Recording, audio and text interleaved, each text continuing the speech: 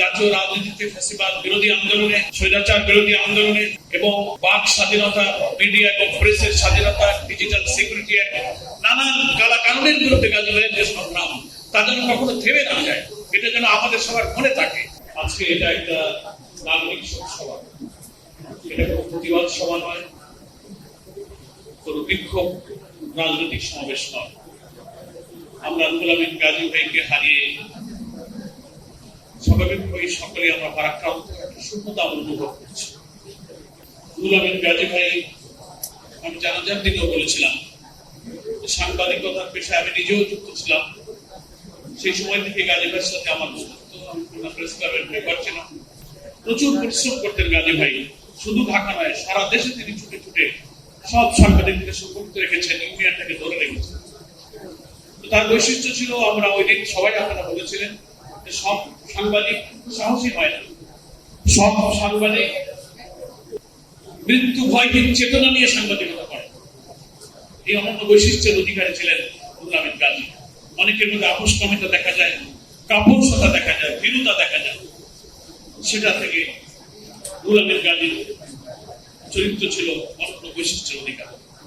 আমরা আজকে দীর্ঘ সময় ধরে কথা বলছি এবং শুনছি। প্রচন্ড গরমে, কর্মব্যস্ত দিনে অনেকেই হয়তো ক্লান্তিতে অবসাদগ্রস্ত। আমরা কথা খুবই সংক্ষেপ করে আজকে দীর্ঘ সভা, আমরা আশা করব জাতীয় প্রেস ক্লাব এবং সাংবাদিক সমাজের মধ্য থেকে সেই শূন্যতা পূরণের জন্য, সাংবাদিকদের ঐক্য জাতীয় গড়ে তোলার জন্য সেই অনন্য নেতৃত্বের অধিকারী নেতারা সাংবাদিক হিসেবে বেরিয়ে আসবেন। জাতীয় রাজনীতিতে ফ্যাসিবাদ বিরোধী আন্দোলনে, স্বৈরাচার বিরোধী আন্দোলনে এবং বাক স্বাধীনতা, মিডিয়া এবং প্রেসের স্বাধীনতা, ডিজিটাল সিকিউরিটি, নানান কালা কানুনের বিরুদ্ধে গাজীবাইয়ের যে সংগ্রাম, তা যেন কখনো থেমে না যায়, এটা যেন আমাদের সবার মনে থাকে। এটাই আজকে শোক সভায় তার প্রতি ঋণ শোধ করার জন্য একটা কমিটমেন্ট হতে পারে, প্রতিজ্ঞা হতে পারে, ডিটারমিনেশন হতে পারে। এটাই আমি আপনাদের কাছে, দেশবাসীর কাছে আপিল রাখি। সর্বশেষ তিনি জামাত ইসলামের আমিরের সঙ্গে সকল প্রিন্ট, ইলেকট্রনিক মিডিয়ার এডিটর, সম্পাদক, সিনিয়রদের যে সভা ছিল একটা হোটেলে, সর্বশেষ বোধহয় এরকম সমাবেশে তার শেষ যোগদান। খুবই অসুস্থ, একটা লাঠি নিয়ে হাঁটতে পারছিল না। এবং জাতীয় প্রেস ক্লাবের সভাপতি যেটা বললেন, মানে তার চেহারা দেখে আমরা সবাই বিস্মিত হয়ে গেছিলাম। বিবর্ণ চেহারা, হাঁটতে পারছে না, বলতে পারছে না। সেদিনই মনের মধ্যে খুব খারাপ লাগছিল।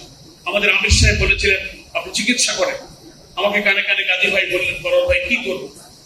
আমি আমাদের আমির জামাতকে বললাম, বলে তার চিকিৎসার জন্য যা করা প্রয়োজন, বিদেশে যেতে হলেও তিনি যাবেন, আমরা তার পাশে আছি।